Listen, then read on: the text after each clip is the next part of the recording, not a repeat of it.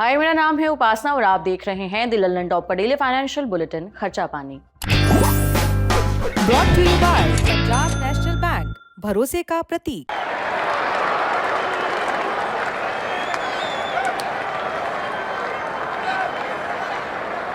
देश के शेयर बाजारों में इन दिनों उथल पुथल मची हुई है, कई दिनों से जारी है।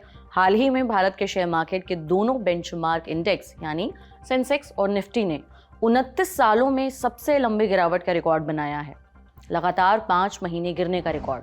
सोमवार 3 मार्च को भी शेयर मार्केट में गिरावट का दौर बरकरार रहा। आज शेयर बाजार में शुरुआती कारोबारी में तेजी दिखी, लेकिन आधे घंटे में बाजार फिर से नीचे पहुंच गया। उतार चढ़ाव भरे कारोबारी सेशन के बाद सोमवार को सेंसेक्स 112 अंक गिरकर 73,085 पर बंद हुआ। निफ्टी भी 5 अंकों के मामूली गिरावट के साथ ऑलमोस्ट फ्लैट कह सकते हैं, 22,119 पर बंद हुआ। आज भले ही बाजार में गिरावट छोटी नजर आ रही है, लेकिन पिछले 5 महीनों में सेंसेक्स और निफ्टी ने निवेशकों को तगड़ा नुकसान पहुंचाया है। इसका अंदाजा आप ऐसे लगा सकते हैं, पिछले 5 महीने में निवेशकों को करीबन 92 लाख करोड़ रुपए की चपत लगी है।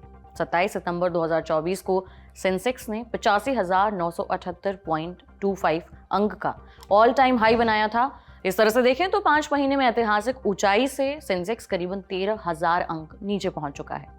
इसी तरह निफ्टी में ऊपरी स्तरों से करीबन 4,000 अंकों की गिरावट आई है। परसेंटेज के हिसाब से देखें तो सेंसेक्स और निफ्टी करीबन 15% नीचे आ चुके हैं। इस गिरावट में सबसे बड़ा हाथ जो है विदेशी संस्थागत निवेशकों, जिसे शॉर्टकट में FIIs कहते हैं, उनकी बिकवाली का रहा है। मिंट की पत्रकार प्रणति देवा की यह खबर बताती है कि FIIs ने पिछले साल अक्टूबर महीने से लेकर अब तक 3 लाख करोड़ रुपए की कीमत के भारतीय शेयर बेच डाले हैं। इसके चलते भारत के शेयर मार्केट और दबाव में आ गए। इसके अलावा कंपनियों की धीमी कमाई समेत कई अन्य वजहों से भी भारतीय शेयर बाजार इस समय लहूलुहान दिख रहे हैं। भारतीय शेयर मार्केट में आई इस भारी गिरावट के क्या कारण हैं, इस बारे में हम लगातार खर्चा पानी के एपिसोड्स में हम आपको बताते जा रहे हैं। हालिया 28 फरवरी वाले एपिसोड में हमने और विस्तार से जानकारी दी थी, इसका आपको लिंक जो है वो डिस्क्रिप्शन में मिल जाएगा। शेयर मार्केट में जारी गिरावट के चलते स्मॉल कैप और मिड कैप स्टॉक्स में पैसा लगाने वाले रिटेल निवेशक सबसे ज्यादा परेशान हैं, बुरी तरह से पस्त हैं। आज के खर्चा पानी के इस एपिसोड में इन रिटेल निवेशकों को हुए घाटे के बारे में विस्तार से समझेंगे। जानेंगे कि स्मॉल कैप और मिड कैप स्टॉक्स में निवेश करने वाले इन्वेस्टर्स को कितना नुकसान हुआ है, इन निवेशकों का पोर्टफोलियो कितना घाटे में चला गया है, रिटेल निवेशकों को स्मॉल कैप और मिड कैप स्टॉक्स में किस तरह की रणनीति अब अपनानी चाहिए, इन तमाम चीजों पर बात करेंगे। चलिए शुरू करते हैं। इकोनॉमिक टाइम्स में छपे निखिल अग्रवाल की रिपोर्ट के मुताबिक मार्च 2020 यानी कोरोना के समय आई गिरावट के बाद स्मॉल कैप और मिड कैप शेयरों में सबसे बड़ी गिरावट अभी देखने को मिली है। फरवरी का महीना तो मिड कैप और स्मॉल कैप स्टॉक्स के लिए और बुरा साबित हुआ है। इस दौरान BSE स्मॉल कैप इंडेक्स में 14% की गिरावट आई है। कोरोना महामारी के बाद से ये पहली बार है जो महीने भर में BSE मिड कैप इंडेक्स 10% से ज्यादा नीचे पहुंचा है। BSE मिड कैप ही नहीं, निफ्टी मिड कैप 100 में भी फरवरी में करीबन 11% की गिरावट आई है। इस दौरान स्मॉल कैप स्टॉक्स का तो और बुरा हाल देखने को मिला है। स्मॉल कैप इंडेक्स का पूरा हाल आगे अच्छे से जानेंगे, लेकिन पहले स्मॉल कैप और मिड कैप स्टॉक्स क्या होते हैं इसे थोड़ा हम डिटेल में आपको बताते हैं।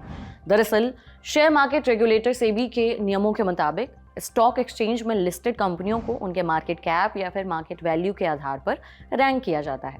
मार्केट कैप के हिसाब से मार्केट की 101 से लेकर 250 कंपनियां मिड कैप में आती हैं। वो लार्ज कैप फंडों की तुलना में ज़्यादा रिस्क वाली होती हैं। इस तरह की कंपनियों में तेजी से बढ़ने और भविष्य में लार्ज कैप बनने की संभावना होती है, जबकि स्मॉल कैप में मार्केट कैप के हिसाब से 251वें स्थान से लेकर के आखिर तक की जो कंपनियां होती हैं वो शामिल होती हैं। मिड कैप के मुकाबले इनमें रिस्क ज़्यादा होता है।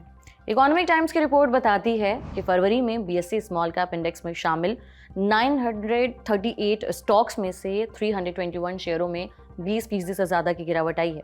इसके अलावा कुछ स्टॉक्स ऐसे रहे जिनमें 40% से लेकर 66% तक की भी गिरावट देखने को मिली है। वहीं 243 स्मॉल कैप स्टॉक्स अब अपने 52 वीक के हाई से 50% नीचे पहुंच चुके हैं। मनी कंट्रोल की एक रिपोर्ट में कहा गया है कि अपने शिखर से निफ्टी स्मॉल कैप 100 में 25% से ज़्यादा की गिरावट आई है। इसके चलते निफ्टी स्मॉल कैप में निवेश करने वाले लोगों को 5.25 लाख करोड़ रुपए का नुकसान उठाना पड़ा है। वहीं निफ्टी मिड कैप 100 अपने ऑल टाइम हाई यानी शिखर से 21% नीचे लुढ़क चुका है। इस गिरावट के चलते निफ्टी मिड कैप 100 का मार्केट कैप 13.35 लाख करोड़ रुपए घट गया है। यानी निफ्टी मिड कैप निवेशकों की निवेश की मार्केट वैल्यू 13.35 लाख करोड़ रुपए घट चुकी है।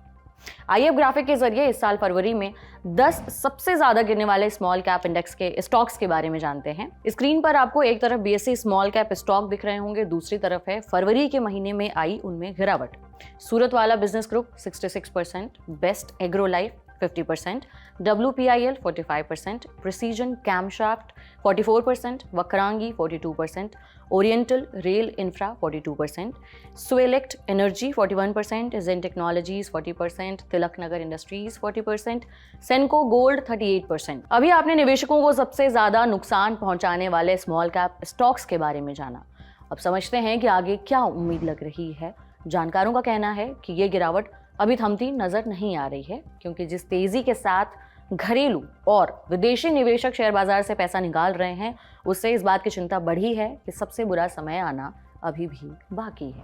आइए जानते हैं कि इस बारे में बाजार के विद्वानों का क्या मानना है। SBI सिक्योरिटीज के deputy vice president Sudeep Shah ने मिड कैप और स्मॉल कैप की तकनीकी कमियों की ओर इशारा किया है। उनका कहना है कि निफ्टी मिड कैप 100 अगस्त 2020 के बाद पहली बार अपने 100 सप्ताह के EMA से नीचे फिसल गया है।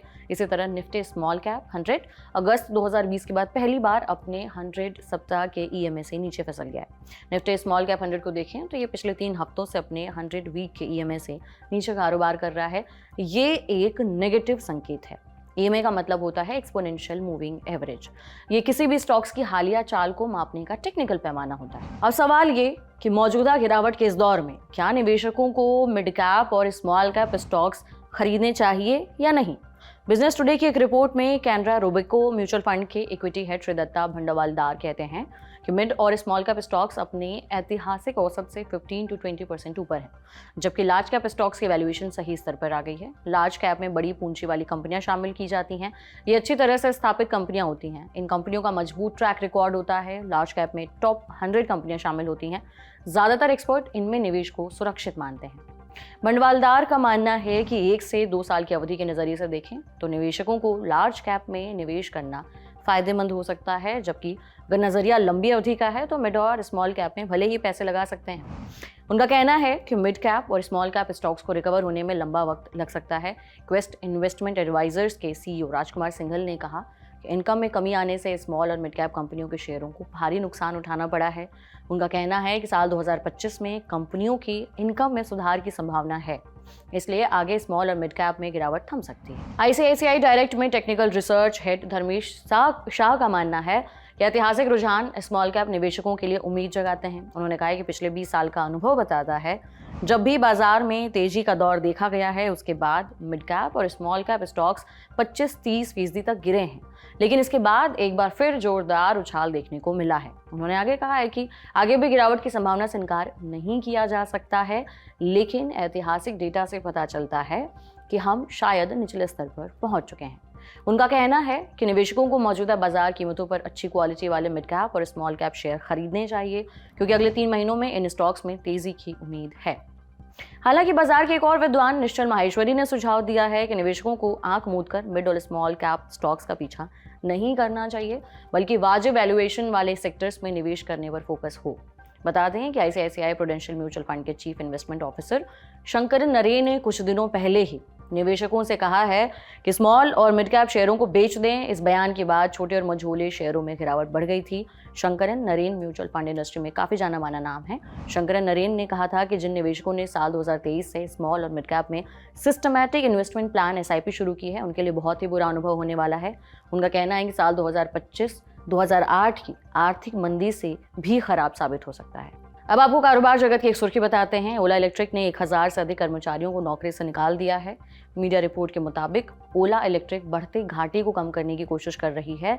इस वजह से कंपनी ने अपने स्थायी और कॉन्ट्रैक्चुअल वर्कर्स को निकालने का फैसला किया है। जानकारी के मुताबिक कंपनी ने ये छंटनी कई डिपार्टमेंट्स में की है। कंपनी ने ये छंटनी प्रोक्योरमेंट यानी कंपनी के लिए सामान खरीदने वाले लोग, सप्लाई डिपार्टमेंट, कस्टमर रिलेशन और चार्जिंग इंफ्रास्ट्रक्चर के काम में लगे लोगों को निकाला है। ओला इलेक्ट्रिक के मुखिया भावेश अग्रवाल हैं। ये कंपनी पिछले साल अगस्त में ही शेयर बाजार में लिस्टेड हुई है, लेकिन पिछले 5 महीनों में छंटनी का ये दूसरा दौर है। खबरों के मुताबिक पिछले साल नवंबर में भी कंपनी ने करीबन 500 कर्मचारियों को नौकरी से निकाल दिया था। उस समय ओला में करीबन 4000 कर्मचारी काम करते थे।